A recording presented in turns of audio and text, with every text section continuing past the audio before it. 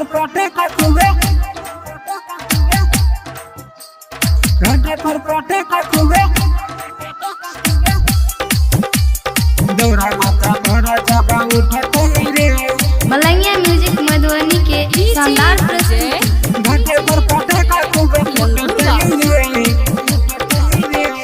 दौरा माता पर जब उठते रे घाटे पर पटाखा खूबे फूटते रे। घाटे पर पटाखा खूबे फूटते रे।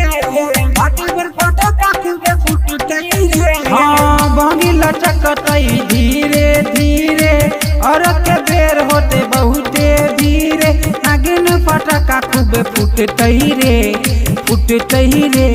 दौरा माता पर जब उठते रे घाटे पर पटाखा खूबे फूटते रे। दौरा माथा पर जब उठते रे घाटे पर पटाखा खूबे फूटते रे। घाटे पर पटाखा खूबे घाटे पर पटाखा खूबे घाटे पर पटाखा खूबे बोलो बोलो छठी मैया की। दौरा माथा पर जब उठते रे घाटे पर पटाखा खूबे फूटते रे। मुखिया बाजार से हम किन लेबै दौरा अपने हाथ सजेबै दौरा अपने हाथ सजेबै। हाँ मुखिया बाजार से हम किन लेबै दौरा अपने हाथ सजेबै। दिवई के हाथे और उठते रे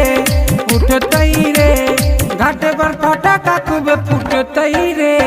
दौरा माथा पर जब उठते रे घाटे पर पटाखा खूबे फूटते रे।